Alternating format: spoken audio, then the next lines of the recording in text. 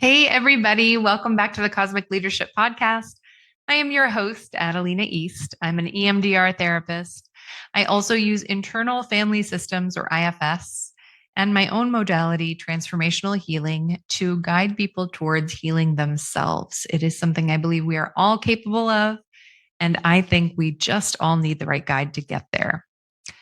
It's really late here in New Mexico. I'm holding it together by a string.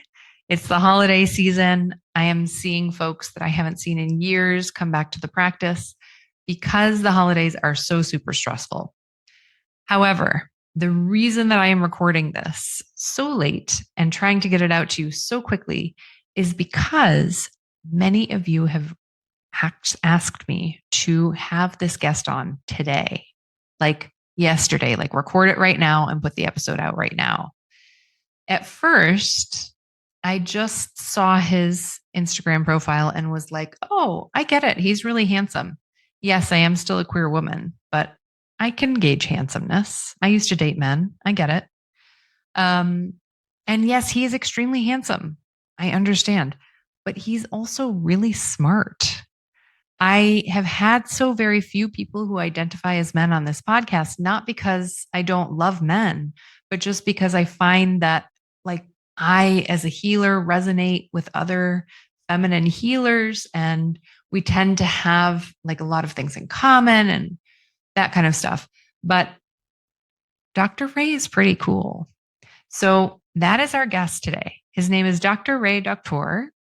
He is a life coach. He also has a PhD. And I have to say, I think it's very cool that he also has his doctorate. I'm sorry, not PhD, PsyD. I think it's very cool that he also has his doctorate and has chosen to be a coach.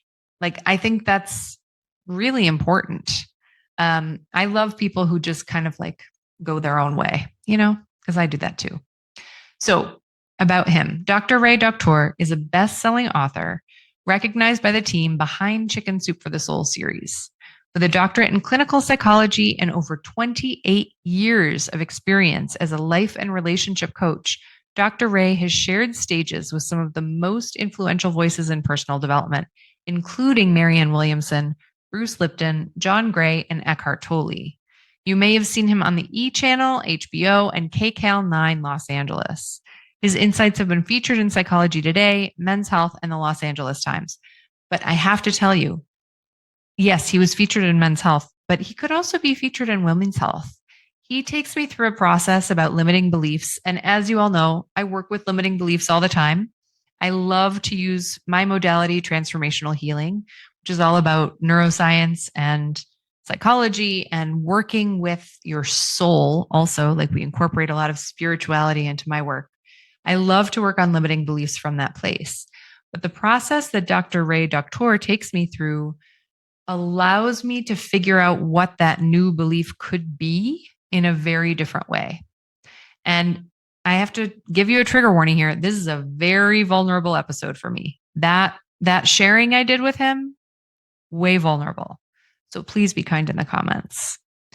I hope that you all enjoy this episode, and I look forward to seeing you soon. Hey, everybody. Welcome back to the Cosmic Leadership Podcast. I am your host, Adelina East. I'm an EMDR therapist. I use internal family systems and my own modality, transformational healing, to help you learn how to heal yourself, something I feel that we're all capable of doing with the right guide. I am so excited to welcome our guest. You just heard all about him in the intro. Welcome, welcome, Dr. Ray. Thank you for having me. I'm excited. And I love your glasses. I'm just going to say it again. Oh, thank you So those so who are much. listeners are going to want to go see the video. I want to see the glasses he was talking about. Right? Everybody head over to the YouTube channel. It's linked below here. You can see the glasses. And you can see Yes. Dr. Ray's beautiful background as well.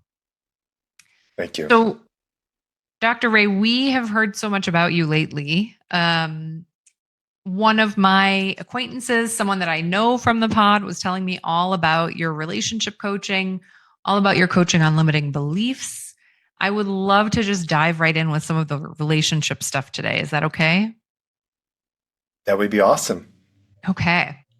So here on Cosmic Leadership, we mostly have a lot of folks that are in longer term relationships or are seeking to be in longer term relationships. What kind of advice would you give to our listeners who are looking for that one person that kind of like sets their soul alight with joy? Or is this just a myth? What do you think? Well, I feel everyone has an idea of who Mr. or Mrs. Right is. And typically, when I talk to a client and they share what they want, the first question I ask them is this: do you embody those qualities? If they Ooh, don't embody those qualities, they're not going to be a match to that which they want to attract, bottom very line. good So question. I never give lip service, like surface stuff. It's more like, because I've had women say, I just want a man who's available. This man just got out of a divorce. He's a pilot, so he's just never around. And then we discover she also is unavailable. She's going to school, or her heart is guarded from being hurt in the last relationship. And so therefore what we see showing up is an extension of her. So my advice would Mhm. be is, whatever you want to attract, make sure you embody those qualities also, such as just get a piece of paper and write out, Mr. Right, and see those qualities and see how comfortable you are. And if you exercise those behaviors and so forth, and if not, then start, Right. because like will attract like. I think that's so true. And I've found that also in my practice. Like if they are with a person who is emotionally unavailable, often they're emotionally unavailable, but maybe in just a different way. So I think what you're Yes. saying is just so true. What would you recommend for those folks who realize, like, oh, I'm really demanding of this quality in my future partner, but I don't have it? What then? It's Well, here's an interesting and deeper question. It's that, how do you know if all of those things were to show up, that you would show up as Mm, well? I'll ask that question.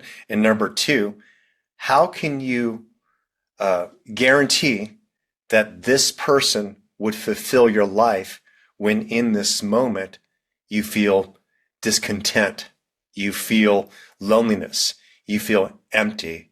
In other mhm. words, how can you really project into a future, a positive future, when in this moment you are come from a place of lack? And so you see how it keeps coming back to the self. Yes. And Yes. so a client might say, yes, I definitely, I want companionship, but it's more because I'm lonely. Then Hmm. I might ask, well, what would it be like to date you? And the person's like, I don't know. I said, well, if you don't want to date you, then who else want to date you? And these are Oh, really deep that's a good questions that I know question, but people, so painful. yes. And it's a lot of people don't like to take personal responsibility for this, particularly if they thought it's just because it's just the same guys out there, or Hmm. they have friends who commiserate with them, like, it's not you, it's just that this is just how everyone is, and then Yeah. and therefore they just think it's like a luck or something. But Right. I have seen hundreds of clients I've worked with get married. Yeah. I've seen the success to this path where there's just a little bit of inner work to Hmm. create what it is that you want to see in your life. I think that's so true. And, I used to be a great, great practitioner of this specific yogic practice that was all about whatever it is that you see lacking in another person, that is the lack that is within you. And so never Hmm. ever can you take judgment at its first moment. Because though you are judging that person for not having this particular quality of compassion or intelligence or whatever it is, that's actually something that you feel about yourself. Yes. I'm in a really amazing relationship with a woman who's been a coach for 20 years, and she works Right. with women. And there have been some moments recently where I found myself projecting onto her that I was maybe either not seeing her enough, or she's going too much into her head when she's Hmm. in mother mode, which she's still working on, to like, Hmm. to take care of to be a single parent and take That's a care of a lot. child. You Yes. you are in masculine mode, and plus, if you're a business owner, it's not like when your partner calls you up, you're like, oh, hi, and you're wearing Right. lingerie, or that even though we haven't seen each other in like 3 days, it's like, oh my God, let's just rip our clothes off. I mean, Yeah. it takes, foreplay I'm not talking about just a foreplay in a bedroom. I'm talking about the foreplay with communication, the Right. softer communication rather than the transactional communication. So Hmm. those are some things that showed up in our relationship. But I remember, it was recently where I was thinking, where I wanted to tell her some of these things. Okay. But what ended up happening was more of this, because she does her work, is that because she's such a pure mirror, Hmm. I recognized how it was me. And I was Yeah. looking at my own cracked mirror because I was tired. I was feeling unavailable. I was feeling all the things I was about to project onto her. Right. There wasn't any evidence of where I should be bothered by her. Hmm. It was clear. Whereas when I had dated some women in the past who didn't do the inner work, who would get caught up in a drama, and where I can maybe say, find evidence, not that I ever want to make someone wrong, but Hmm. this, like if there's a person yelling and another person's yelling, and they're trying to tell the therapist or coach, like, but he yelled at me, she yelled at me. The Right. therapist or coach is going to say, but you're both yelling and Right. you don't hear each other. But Hmm. so when you project onto a person who's doing their inner work and they hold that space, it doesn't go anywhere. In fact, it ends up going into for you to discover that it's your shit. Right. It's your shit. Yeah. And that is so important because if we can be in relationships that are healthy enough that that person can act as our mirror, we can really get to the bottom of a lot of healing. I don't know about you, but I've worked with a lot of people who've said, I would love to be in a relationship, but I just don't have the space. I need to work on my own healing right now. I need to do all of this healing all by myself. What I usually say is, why? Just because if you can get into a relationship where you two can be mirrors for each other, you actually can get a lot more done than you might get done all alone. And yes, there are times for all alone solo healing for sure. But if being in a relationship is a goal and you're able to hold the same qualities that you want in another person and find someone who's also healthy enough to be able to get into it with you and to provide that mirroring space, what a gift for the healing for both of you. I agree with you, and I share those same sentiments. And what I say is that, just like you, if the person been married to someone for 20 years, and they just got divorced, you're gonna need a little time. Oh, Okay. for If sure. there's Yeah. abuse, absolutely. And that's not what we're talking about. Mhm. Um, we're talking about those who maybe are somewhat ready. And as long as you can take personal responsibility, as long as you can establish um, boundaries to you're clear with your deal breakers, and you feel brave enough to communicate about them, that could be enough to create the container to grow in that relationship. Because you're never going to go in there perfect. You're going to go Mhm. in there with your dark and light. So in the beginning, we feel a lot of light. We're aroused. We're having fun. Yeah. And then in time, those shadows come up. But if you have the basic tools, then you can work through it. And it's a beautiful thing. But that is also something I feel is very important to be established as you start to talk to this person you getting to know, which means you've got to be transparent and authentic, meaning in real time, if there are things happening in real time that you don't prefer or like, it's being able to say something about it. And of course, in a kind way. But if you don't, then in time, it can turn into hidden transgressions or where you're just not attracted to the person or it just doesn't work out. Right. I wanted to say two things about everything that you just said, which, by the way, I completely agree with. One, I know you know the study I'm talking about. I'm not going to be able to reference the name of the researchers, but we know that for the first 1 to 3 years of a relationship, your brain is emitting all of those feel good chemicals and all of those in love feelings. And then from year 3 on, it's emitting chemicals to help you deal with pain.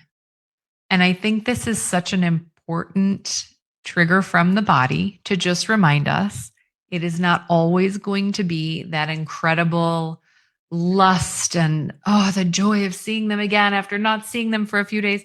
That doesn't last forever. It doesn't last forever emotionally, but even our bodies help us prepare for that.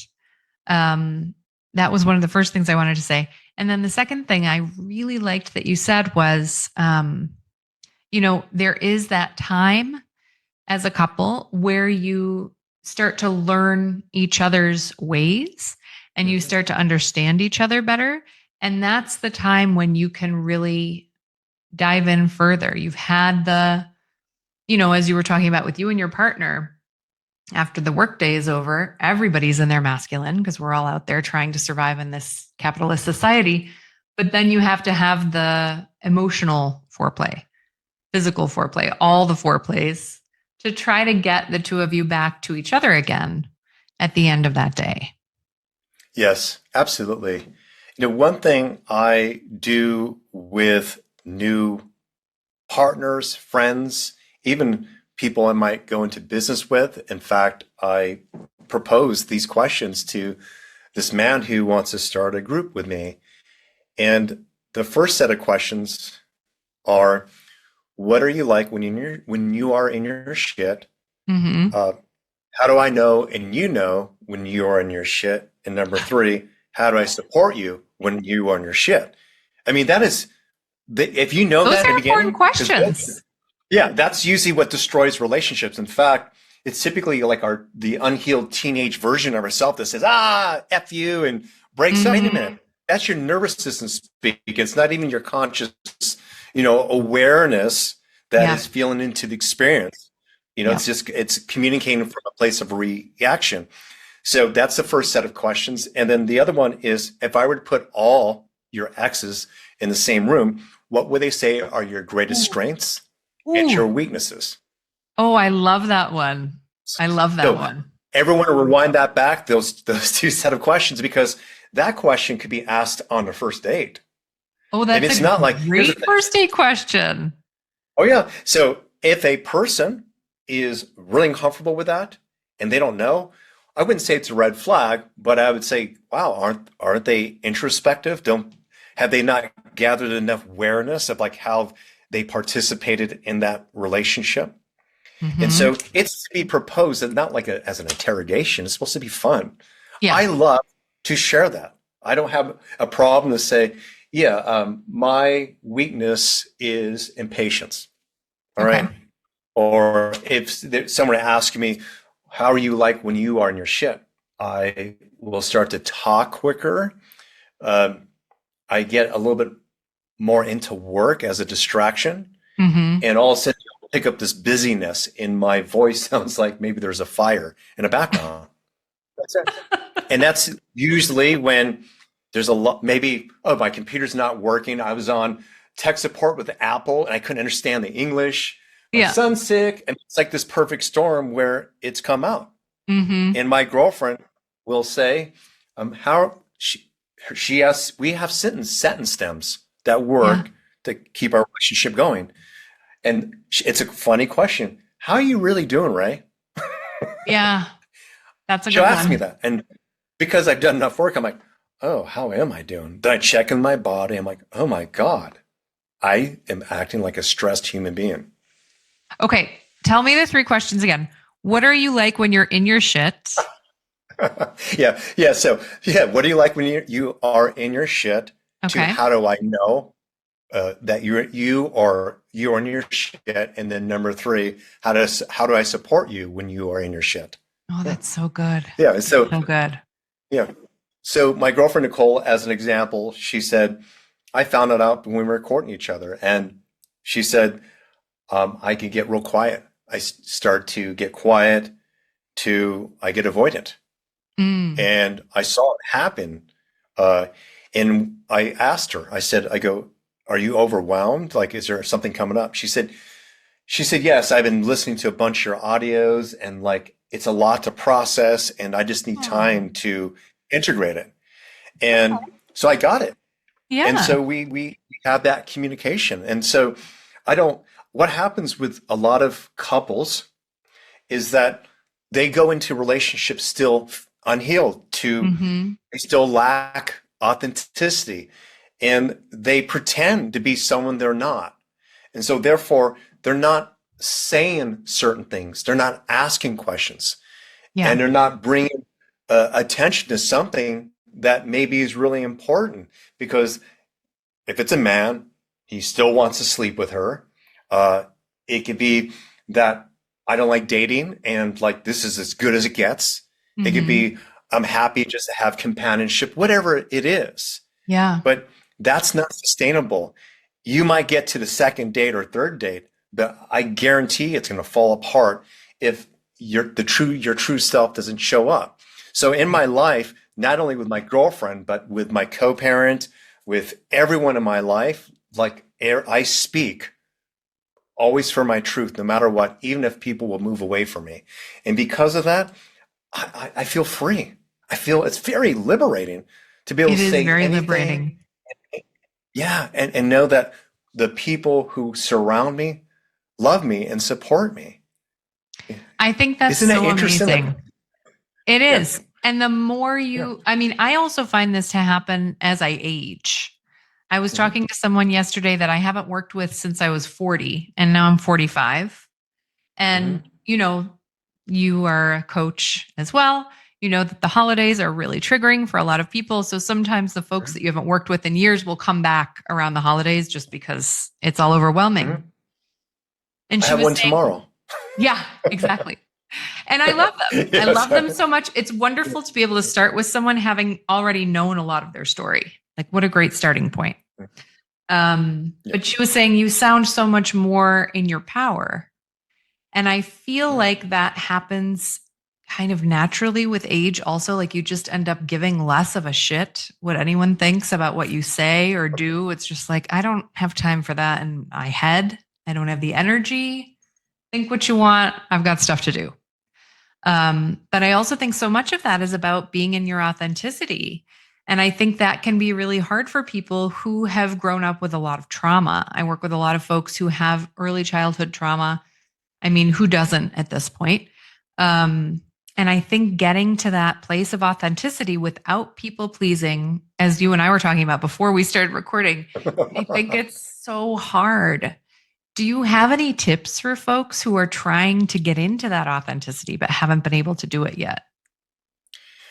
Well, the first step would be for you, the listeners, to understand what that might feel like in your body, because it's just the word. So I'll give you an example. When you see a puppy, see immediately when I say a puppy, a bunch of people maybe thought of a puppy and they started to smile. Well, I did. I yeah, love my yeah. puppy. She's the Okay, okay. cutest. Yeah. So, but what's interesting is that really nothing's happening. It's just the idea in your head, and then you're creating an image in your consciousness, and therefore immediately it creates an emotion in your body. Yeah. The opposite of that is when you look at something like on Facebook, and Hmm. then you collapse because you're triggered. Yeah. You know, there's the trigger, and then there's the opening of the heart when you think of a puppy or a small baby. Hmm. Well, when you're authentic, there is this awareness where you feel your presence, and while you might have good emotions, it's not because of a reason, like someone giving you a compliment. Right. It's because of your beingness. Yeah. It's your beingness. So sometimes people will ask, like, what do I do? I want to get there, and I'll have them just visualize their dog, their kid, to something that they did that really excites them, Yeah. and then I'll have them put their hands over their heart. I have them close their eyes and breathe into that experience, to Hmm. think about that experience that's happening. And then I'll say, hang on, move that energy into your solar plexus, Hmm. let go of the idea of why you're feeling that way. Yeah. Meaning let go of the conditions that's creating this good emotion, Yeah. and just let it go. And they will. And Yeah. I'll say, see that raw energy? You feel that raw energy in your solar plex? There you are. There's Yeah. the authentic you. Because in spirit, there's not these super highs and lows. It's Right. primarily just love, creation and expansion. It's Yeah. kind of a more, I wouldn't say neutral, but it's like, there I am. Yeah.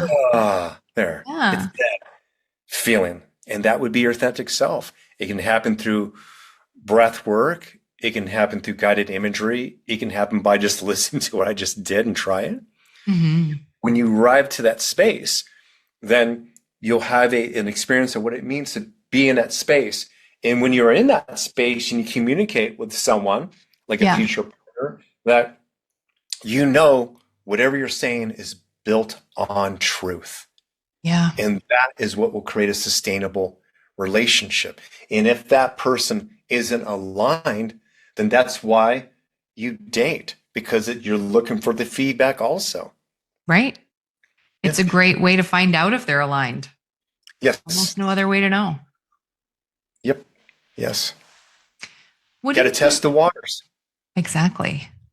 Yeah. What do you think about this new? I don't know how. Can I ask how old is your son? He's 10. He's 10. Okay. You may be too young for this so far, but my niece is 14 and she Mhm. keeps me up with whatever is hip at the time. Otherwise, I have no idea. What do you think of this new generation's? They have a greater focus on this authenticity that we're talking about. And I can, as you talk about this and putting your hands on your heart and feeling that puppy feeling and moving it to your solar plexus, I'm just kind of picturing her doing that. Like that's something she would certainly do. And that's something she would certainly share with like a potential date. What do you think about this new generation of people that are just, it seems as though they've learned from my generation's burnout and exhaustion and like the picking of partners to satisfy the status quo or society or parents or whatever. What do you think? Well, first off, it's your niece, you said? Yes, she's my niece. She actually sounds pretty evolved. Oh And man, she is so much smarter than me. You have no idea. so, so you're kind of talking about a person who I don't usually hear that description that a teenager would actually take what I just shared in. Oh, really? I Yeah, think they're yeah, taking it she is. in. Yeah, yeah. So I'm more like, huh, wow. Huh. So I would say this. Yes, my son's not dating at 10 years old. No, yeah. He may have little puppy loves that you don't know about, but yeah, probably no Well, dates. this is how it kind of shows up with him and his classmates in the area that I am in. And it's where the focus is on your authentic expression, your Hmm. authentic expression. And what I mean by that is even crying is a form of communication. For sure. Not that a person can share much if all they're doing is just crying, but Hmm. that initial emotion coming up should be validated. Yeah. So it's important to recognize that we didn't necessarily have that, Gen Xers, and it's where we kind of had to tough it out, right? Yeah. Got to Yeah. push that stuff down. And so I think what has happened with the Gen Xers, it's this like, oh God, like, sure, I'm glad, like I'm proud to be a Gen Xer. I'm Yeah. 55. I'm pretty strong and I have a lot of resilience. Hmm. But my body's paying for a lot of that right now too. Like the physical therapist I'm seeing, I swear to it. And so Yeah. while I share, my son is very confident and, like just say if he falls down, I propose 3 questions to him. And first is if he's like, it was like a legitimate, like bang, Yeah. I go and I just hold space, but I never go, that's bad. I'm so sorry. Like I don't Hmm. dramatize it because Hmm. I don't know what the experience is like for him. So if he Right. were to cry when he was a baby, it was if it hurts, if it shocked him, or if he was even embarrassed, shame, Hmm. fall in front of other kids or whatever. And typically, whenever he would cry when he was younger, it was not because of physical discomfort. It was just the moment being disrupted. And Yeah. in time, now, if he hurts himself, I saw it recently. He actually will breathe and it's gone. Because I go, Max, you can do this resistant. I go, or you can breathe. and it'll give you the endorphins you need to no longer feel the pain. Like you have all the pharmaceuticals in your body, and he does that. It's really cool. This new generation is amazing. I worry so much about climate change and all of these different things, but I have to say they're just more evolved than we were.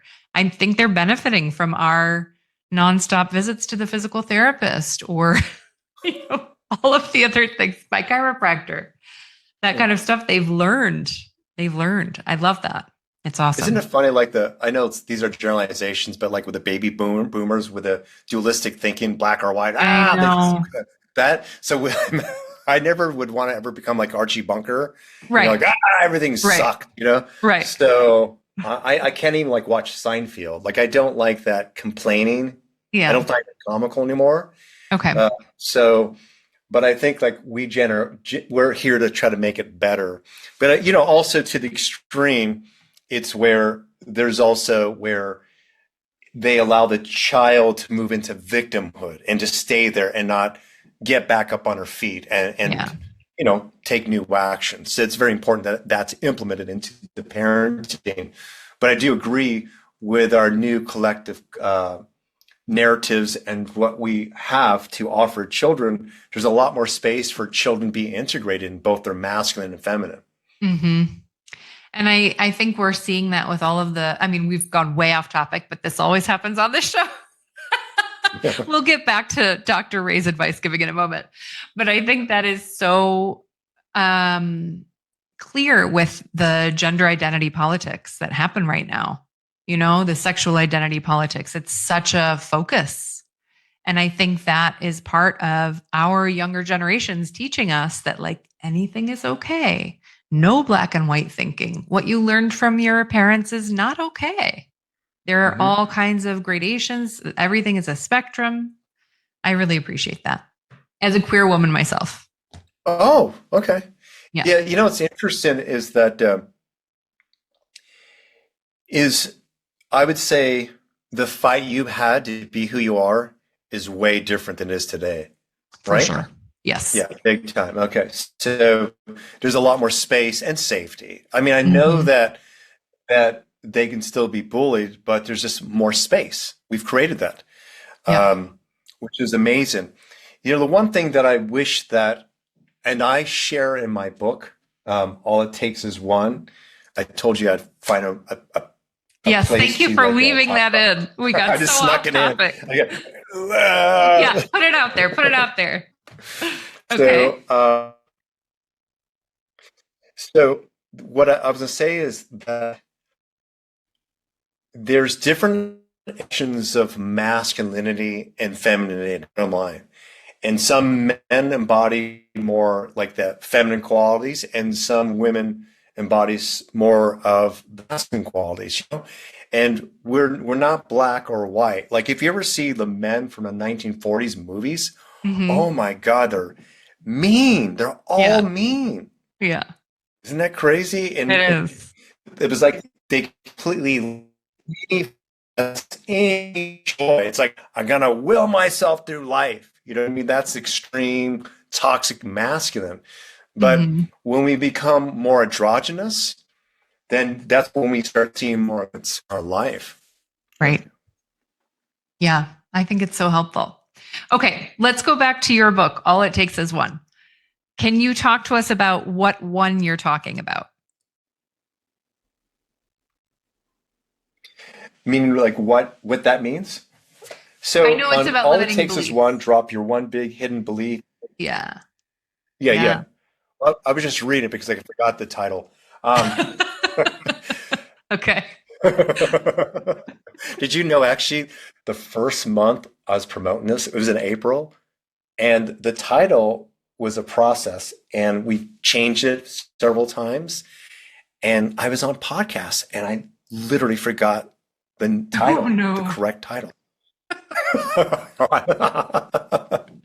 So this is based off of that there are core beliefs that keep us from getting what we want, and more often they're hidden. As an example, when I was working on my dissertation, I met 3 women who I thought were amazing. I kissed all 3 women like it was like first dates, but they were all unavailable.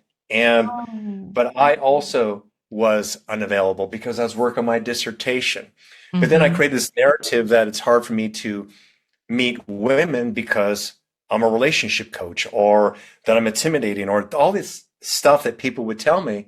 But when I dropped into myself, which I guide you in my book, to ask the true questions like I shared in the beginning of this podcast, it was that I was afraid. It came to those I statements. I'm afraid to lose my autonomy. Yeah. But why would I be afraid to lose my autonomy? Because I'm afraid to be authentic. Oh, that's Ooh, when I started becoming authentic. that's so So, great. yeah, so that's the hidden belief. I'm afraid to be myself. That was it. And that shifted everything. But Yeah. otherwise, everything's was on a surface. It's because women are this way, because you have a doctorate. It's all BS. Yeah. It was me. And Yeah. the universe was matching how I really felt about myself. And it was Hmm. basically protecting me because I felt like I could not be myself. So the universe is unconditional and basically saying, I gave you what you are putting out there. Right. Right. And I think that can be applied to almost anything. Like if I had to go back in my history and think about what was the one limiting belief that I mostly had, a lot of it was about like degree patterns. So my dad had a doctorate. My mom didn't have degrees until she was in her 50s. I kept telling myself that I could never leave my job that was literally destroying my health, destroying my soul because I didn't have the right degrees to go out there on my own and do my own thing, which I absolutely did. It just was a limiting belief. And once I was able to let that go, this whole practice sprang up. And it's been such a gift to my life and to my own healing as well. It's That's about letting go amazing. of that one major limiting belief. What was the core belief that you had? I That need to have a PhD in psychology to actually help anybody. yes, yes. Yeah. And without that, I felt not enough. Less Yeah, than. Yeah. yeah. Yeah. Isn't that amazing? It Yeah. is amazing. It's well, when I got my doctorate, I still felt not enough. So there you go. Right. I mean, we could have no degrees and still feel not enough. Yeah. It's a programming. It's a programming that we have Yes. to like break ourselves out of. So, what do you feel like is the best way to start breaking ourselves out of these limiting beliefs? By the way, I'm going to answer that question, but I want to say something funny. My parents said, maybe it's not so funny, but Okay. because they come from my dad was born in 1925, and his perfect job was one that had, say, benefits. Right. That's so And important. yeah, Yep. that path. And Hmm. when I decided to become a coach and not say work under the board of psychology, say as a licensed psychologist in Los Hmm. Angeles, and I chose this other path, my my, my dad and mom said, "But when are you going to be a real?" I go, "Don't you want to be a real doctor?" Oh, Well, awful. but that was their thinking. I did not take Yeah. it personally. Remember, I thought about it like, from that generation, That makes and complete so sense from that generation. they wanted me to have safety. They Hmm. want to make sure I was taken care of. They were coming from kindness, Hmm. but they just couldn't. And then I said, but I worked for myself, and it didn't make sense to them. They didn't know what it was like to be like an entrepreneur. And Yeah. so, yeah, I it's have a to say, in this day and age, in this economy, I find it a lot safer to be an entrepreneur. But for depression era folks, I totally get that.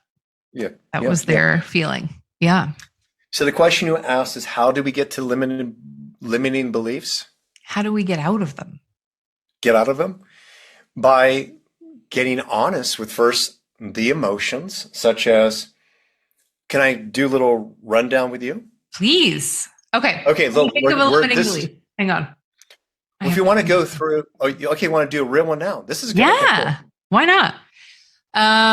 Okay. I think my limiting belief is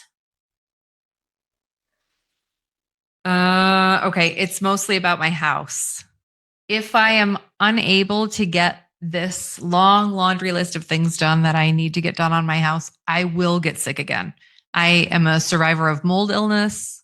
It's like a major trauma in my life. I've done so much EMDR on it. My house has no mold, but I live in constant fear that, if I don't get this laundry list things I've done on my house, which are not urgent by any normal standards, I will get sick again. Very, very sick. Okay. So what's interesting about mold, and by the way, my girlfriend was also exposed to mold, and Sorry. also my son. Oh, My son I'm did a whole sorry. detox. Oh, he's fine now. I actually got the blood work done, his mycotoxin test. So Yeah, I know the good job. process. It could take 2 to 5 years to even longer, depending on how bad it is. So I I know. hear you. All right. So with mold, so can I have you close your eyes for a moment?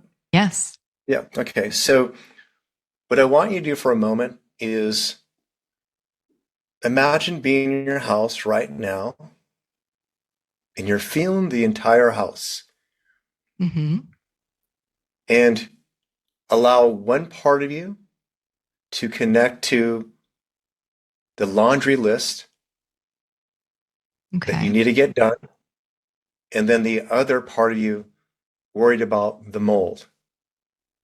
Okay. And just notice if one distracts you, if worrying about it this way is keeping a true hidden fear within, such as, I won't be able to work, I Mm-hmm. could die. What is your ultimate fear? I wouldn't be able to work Yeah. Repeat because that. I wouldn't be able to work because And if I you're not able to live work, alone. Yeah, it's a mhm. whole thing. Yeah, and if you're not able to work, what is your greatest fear? I won't be able to support myself. And what is your relationship with feeling supported?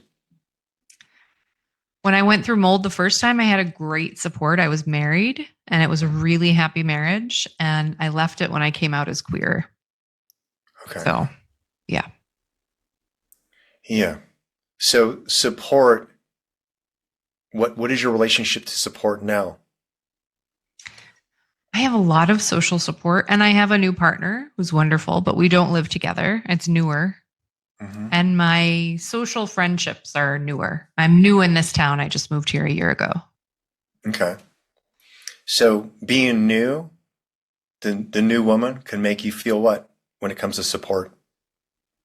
Like it might not be there. Yeah. So ultimately, the hidden belief is that, see what comes up for you. Aloneness with tragedy. I'm not going to be able to support myself. Mm-hmm. I'm not going to be able to support myself. So there's the hidden belief. So now you know that that's not true. Mm-hmm. You know that you have the support, and you also have persevered through other things. Mm-hmm. What do you need to know that exists within you right now to create the support right now? What do you need to know about yourself right now to give evidence to the support you keep getting in your life? What do you need to know right now with even this experience working with me on this share? And I showed up in this perfect moment to tell you that you're supported. What more do you need to know about yourself to know that you're supported? I need to trust those social relationships I've been investing in. Yes. There you go. Mm-hmm. Yes. So the new positive belief or mantra might be is that I'm I'm beginning to trust more. I'm falling in love with trust to I trust the process of life. And so working with you or a client, we would come up with something that really feels right. And it's the vibration that's the opposite of the lack of support. And Mm-hmm. that can start shifting your body to Right. start taking on that new belief. Right. Yeah. Oh, There you Dr. Ray, you're so damn good. Thank you. go.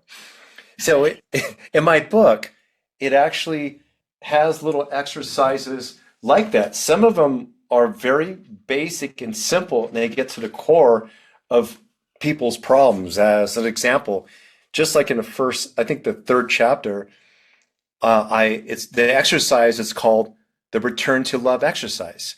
Okay. And there's these 10 questions that you are to answer, like free associate, the first things that come to mind. And the 10 questions are, or sentence stems are, love means, you fill in the blank.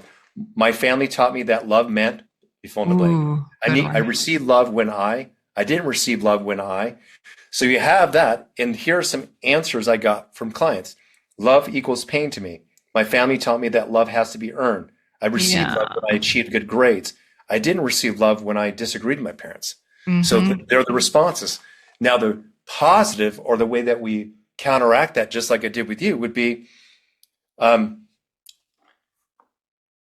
love means I will get hurt becomes I am safe to receive and give love. My family taught me that love must be earned becomes I am loved unconditionally.